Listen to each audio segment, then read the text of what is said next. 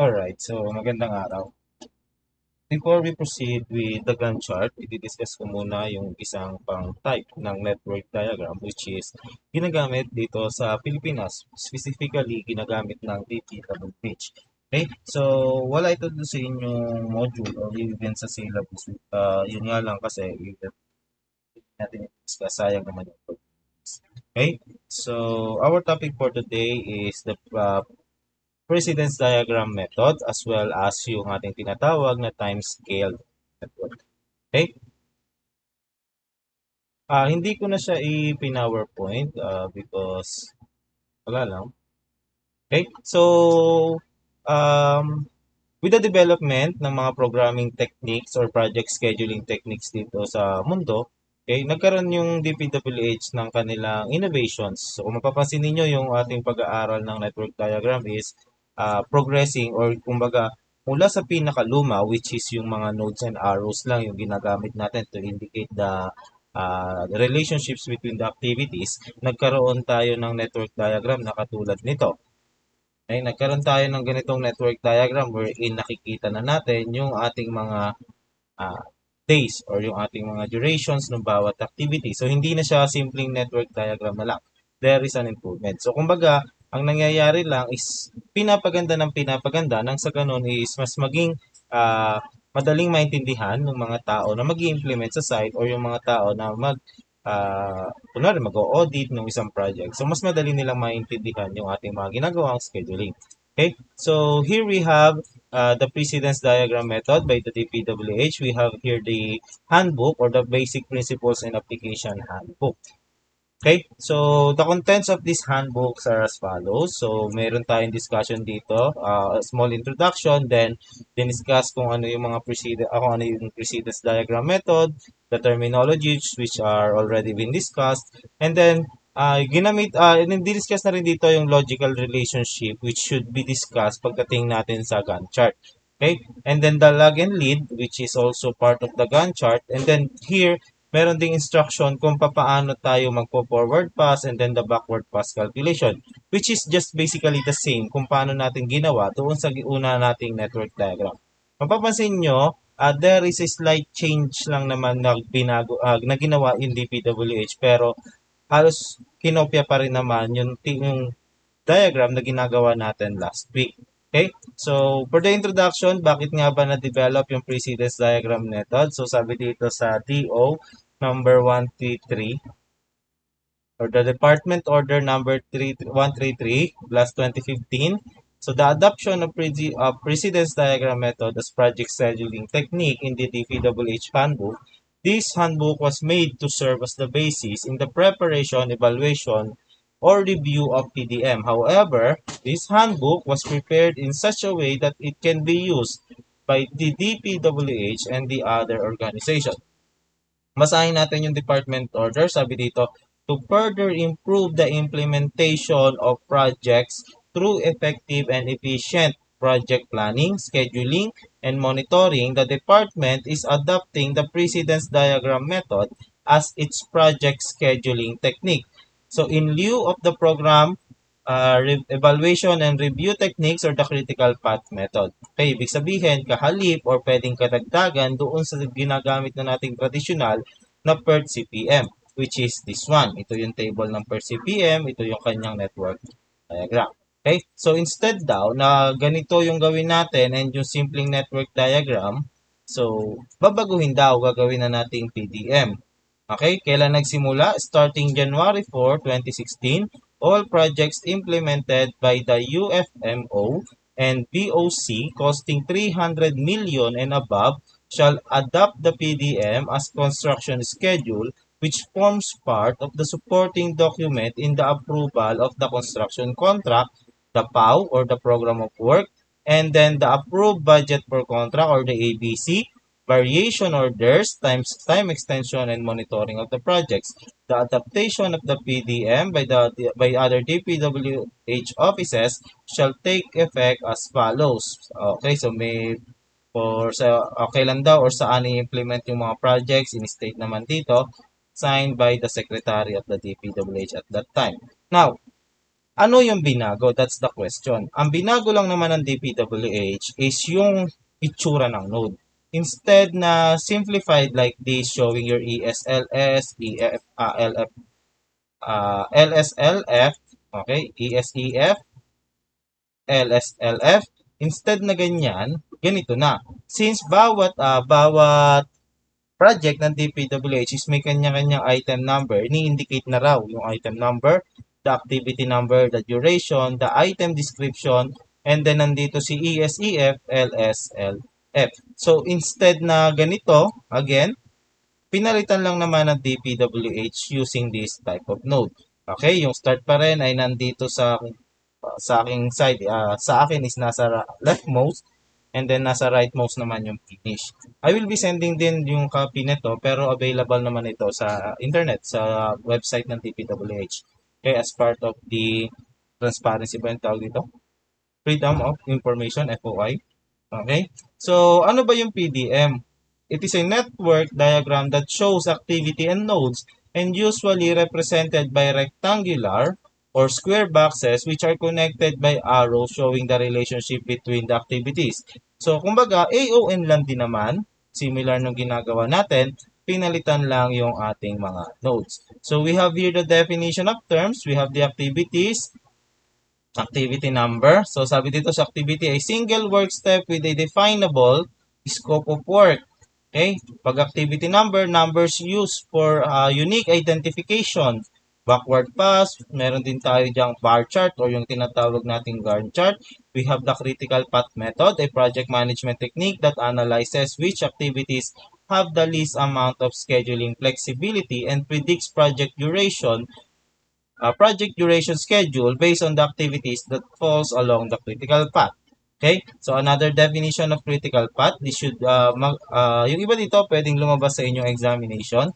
And then we have the dummy activity. So, an activity represented by a dotted line on the network, on the arrow diagram, that indicates that any activity following the dummy cannot be started until that activity or activities preceding the dummies are completed. Okay? So, yan. Nilinaw din dito yung pinag-uusapan natin last time na dummy activity. Sabi dito, saan daw nakikita si dummy activity? Sa isang arrow diagram. So, pagdating natin sa ating AON, wala tayo kadalasang dummy activity. So, we have the duration, the ES and the EF, earliest point and to start an activity, and then the earliest point to finish an activity. We have here some relationship, finish to finish, finish to start. We will be discussing this later on. So we have the float, the forward pass, which is already been discussed before. Lag, i-discuss ko yan soon. And then we have LFLS, which was discussed na rin. Lead will be discussed later on. And then you will just have to read the rest.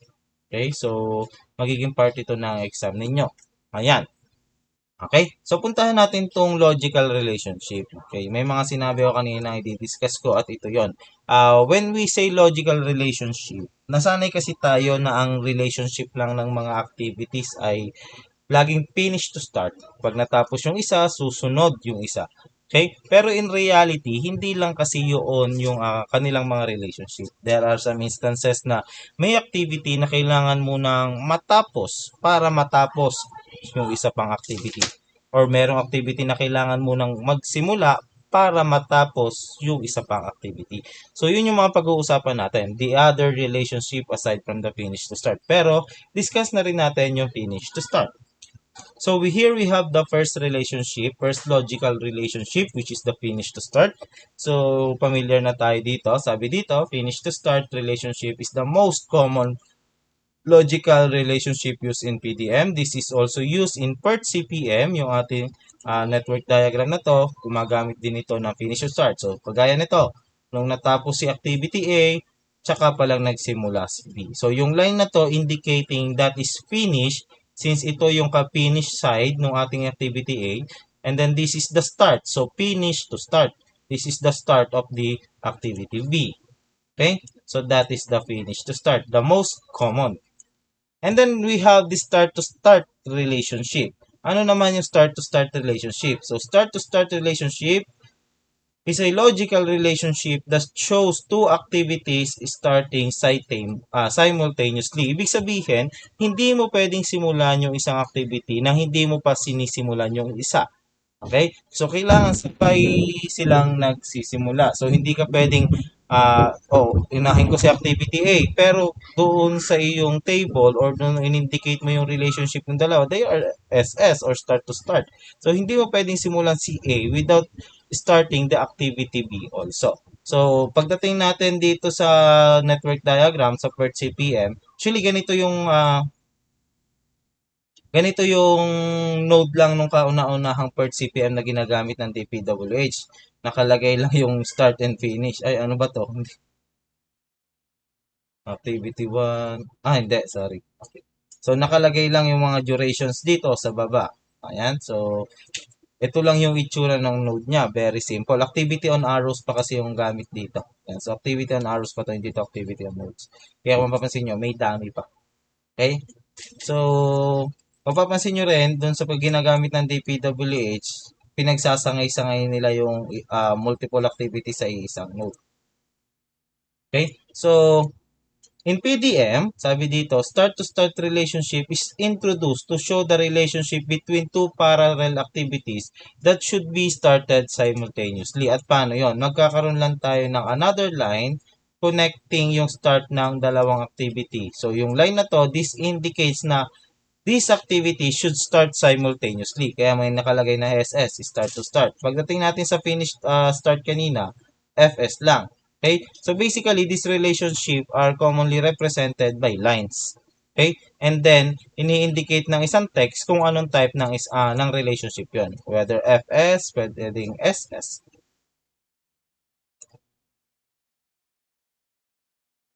Marami naman sa construction activities na start to start. Pwede rin naman yan sa application kagaya ng formworks and rebar, fabrications, edi yan silang mga ilagyan natin ng start to start. Marami yan.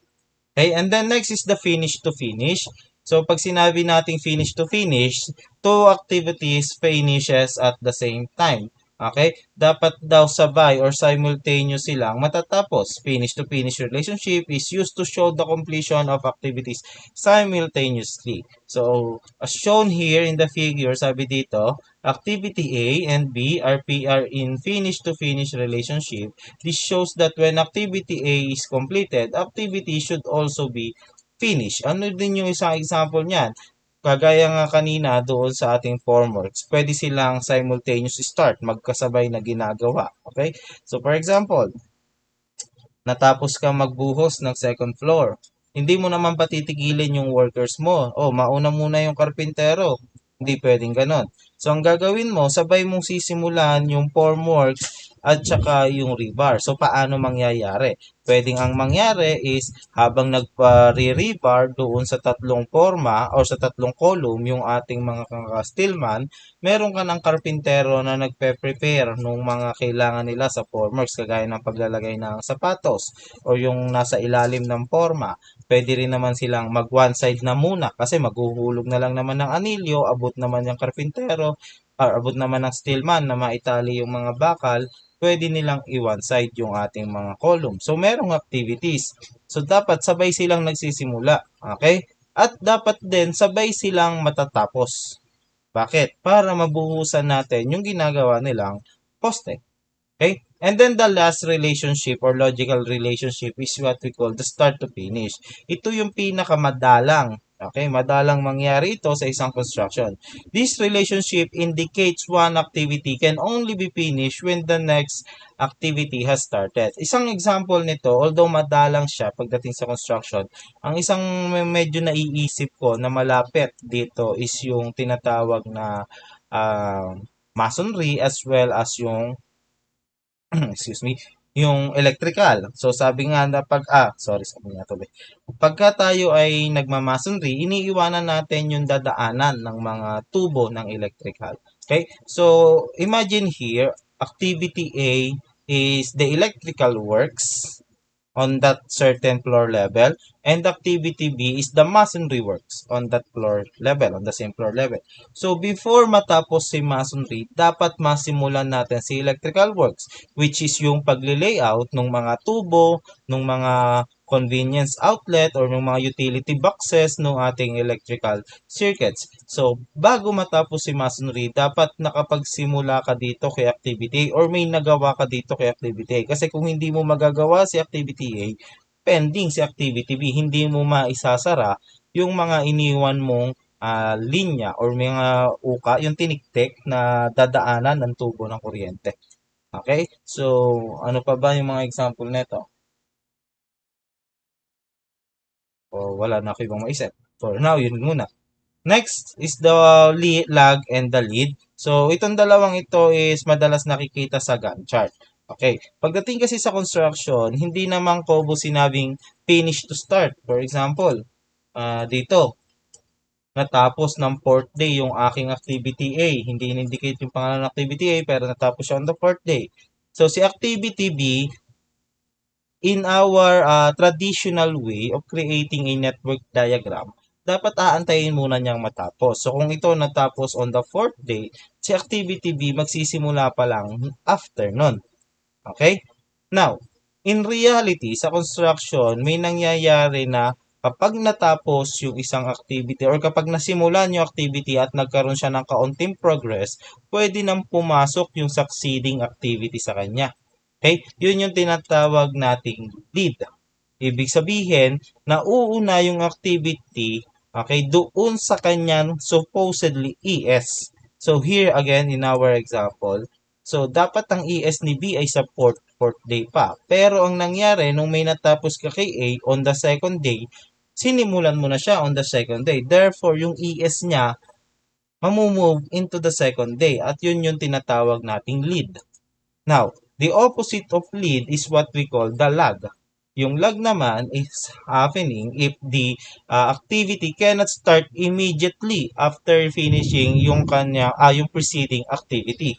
Okay? After matapos ng preceding activity, dapat magsisimula ka na ng activity B mo. Pero hindi mo pa siya pwedeng gawin. Kailangan mo pang magpalugit ng ilang oras. Yun yung tinatawag nating lag. Okay? Madalas na nagiging example nito kapag tayo ay nag-horizontal na mga construction kagaya sa mga kalsada or even mga tulay. Ang malaking impact kasi dito is curing kasi they are reliant doon sa strength ng konkreto. Unlike kasi sa vertical construction, aside from additives or yung mga nilatagdag natin sa konkreto, we can install additional shoring. Pero pagdating kasi sa kalsada, talagang you have to wait na ma-cure yung konkreto. Okay? Doon pumapasok yung lag. Okay? For example, yung kalsada, pagka nabuhusan na, nagkaroon na tayo ng na-reblock na, ika nga, na-reblock na yung kalsada, nabuhusan na yung pinaka-konkreto, papatungan ng asfalto. Okay? Magkakaroon ng asphalt overlay. Now, hindi ka pwede kagad mag-asphalt overlay kung hindi pa completely cured yung iyong konkreto. And that is an example of lag. Pagdating kasi sa network diagram, makikita mo na, oh, di ba pwede nakapatapos na palang konkretuhan yung portion na to, edi lagyan na natin ng asfalto. So, ganun mo siya makikita sa isang network diagram. Pero pagdating dito sa ating PDM or sa Gantt chart, mas makikita mo na hindi pala kagad sisimulan yung asfalto dahil there is a certain lag. Okay, yung lag na yon indicating na magkukure pa yung concrete bago mo lagyan ng asfalto. Okay, that is the lag. Now, here we have some definitions. Pwede nyo basahin. Sabi dito, lead time is an overlap between the first and the second activity. Okay? When the second activity will start prior to the completion of the first activity. While the lag naman, lag time is defined as the delay between the two activities. When one activity is completed and there is a waiting period before the succeeding activity starts. So, meron kang kailangang antaying oras. Okay? So, sabi dito, in FS relationship or finish to start relationship, lag and lead are openly or commonly used as shown in this figure. So, dito, ano yung pinapakita natin? Ito yung ating relationship. So, sa Gantt chart, ganito yung itsura niya. So, natapos on day 5 yung ating activity, magra-run na yung activity B. Okay? Pero pag nilagyan natin siya ng 2, may naka-indicate dito na 2. Sabi dito, given that there is a delay between two activities, a lag time is introduced. So dito kung mapapansin nyo, may 2 calendar days na delay, na gap between the two activities. Yan yung lag. Makikita natin yan sa Gantt chart kagaya nito. Pero pagdating sa network diagram, mapa per CPM yan or PDM, mahirap makita. Okay, saan mo lang makikita yan? Kung maglalagay ka ng indication dito sa relationship or kung mapapansin mo dito sa sa EF and ES nung dalawang activities, merong gap na 2 days. Okay, that indicates the lag time. Now, para sa lead, we have here activity A and B again. So, instead naman na lag, nagkaroon ng 2 construction days na lead. Bakit? So, sabi dito, there is an overlapping between activity A and B where activity B can already start 2 days before activity A finishes. So, nagkaroon tayo ng 2 construction days na lag. So, instead of starting it at the 6th day, pwede na siyang nagsimula on the 4th day. Okay? So, dito actually merong error may naging munting error yung dalawa, yung Gantt chart and the network diagram. Ito yung something na kahit sa reference book ka tumingin, consistent na nagiging error or hindi nagtutugma. Ito, for example, si activity A kagaya ng ginagawa natin started at 0 and 5. Pagdating sa Gantt chart, dapat kasi sabay yan eh. Pero pagdating dito, tapos ka nga siya ng 5, okay, tapos siya ng 5, pero pagdating kay B, 6. Nakita pala dito. Dito pala hindi. Sorry. This one.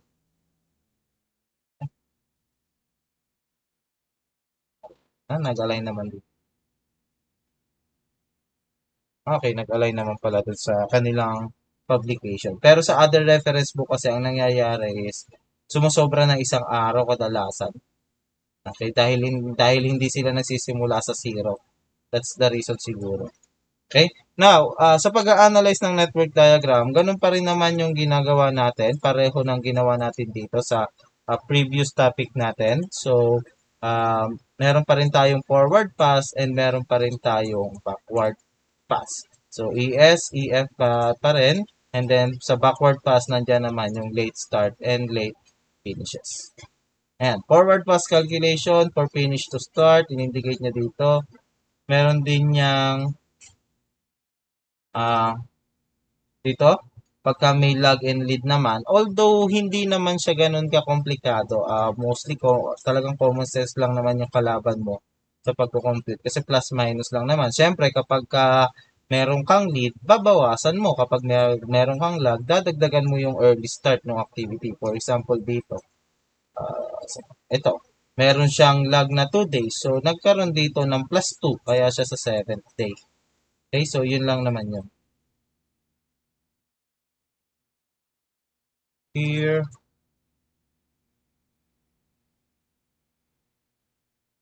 may babalikan.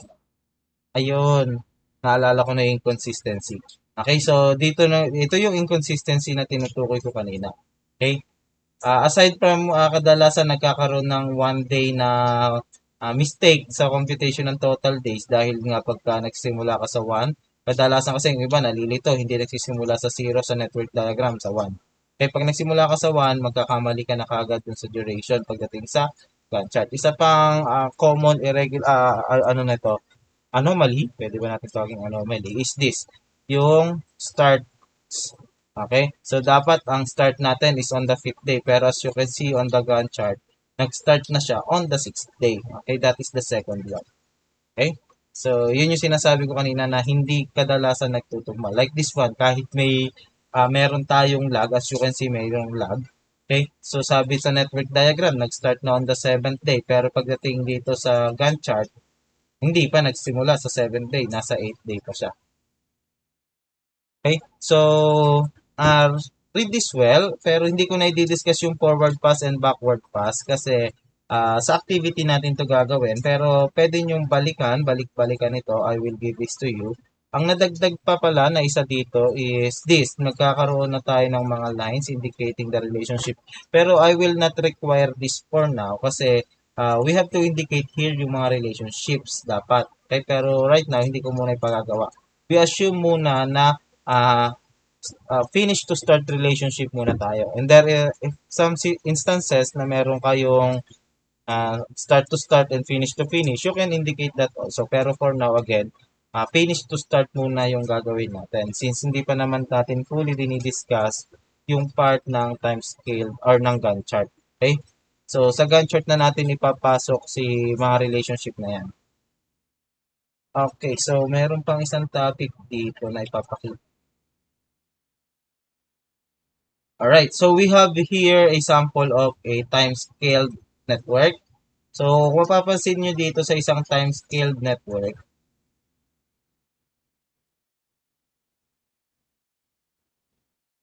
okay, yung bawat node or the length of each arrow, since ito ay activity on arrows, kung mapapansin nyo, yung spacing between the nodes or basically the length of the arrow is equivalent or pwede nating sabihin scaled to the time frame. Okay? So, meron tayo ditong time na 5, 10, 15 days. Okay? So, mapapansin nyo, yung 5 days dito, katapat din nung limitation ng ating 5 days portion. Okay? Kung gaano kahaba yung 5 days dito sa ating time scale, ganun din kahaba yung araw ng 5 days dito.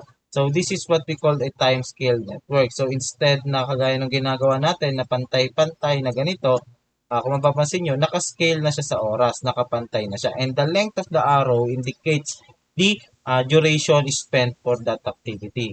The length of the arrow o kaya naman, pwede rin naman that the spacing between the nodes indicating the duration of that activity.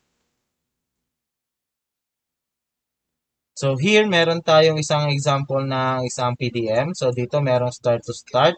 So kapag daw nagsimula yung sub-base, pwede na rin magsimula yung base course. Yun nga lang, nagkaroon dito ng lag. So instead na lead, nagkaroon ng lag. So sir, paano mo nasabing lag? Kasi dapat sila, kung yan ay start to start, sabay magsisimula dito sa point na to. Yun nga lang, since hindi ka pwedeng magsimula ng base course nang wala ka pang naipe-prepare na sub-base, nagkakaroon ng lag na 5 days. Ibig sabihin, may 5 days na time yung sub-base to accomplish a certain portion ng kalsada para makapagsimula yung base course. Pero here we have a finish-to-finish relationship indicating na dapat tapos pa rin sila magkasabay. Okay?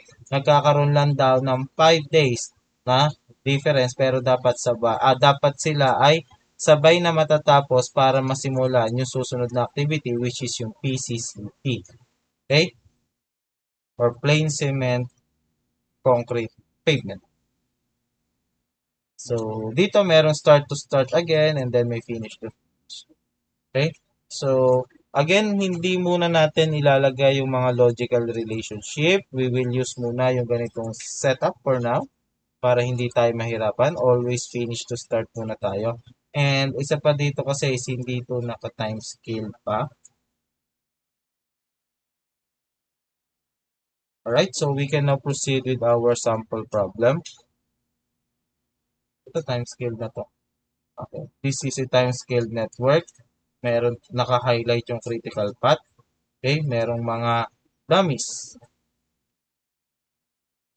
Ito yung napansin ko sa DPWH. May isang rule silang hindi sinusunod. Is yung dapat na each activity should start on a unique node and finishes on a unique node. So dito ang nangyari, merong common node para sa dalawang start ng activities. Kagaya nito, embankment and aggregate sub-base course. So sabay silang nagsimula sa isang node which is dapat according to the old rule, siguro makaluma na rin kasi yung rule. According to the old rule, dapat daw unique yung start. Okay? So, pagdating sa sa PDM, ganito na yung itsura. Ito. Dito siya sa network diagram or sa PERT CPM. Pagdating sa ating PDM, ito na siya. Medyo hindi na nga lang naka-timescale.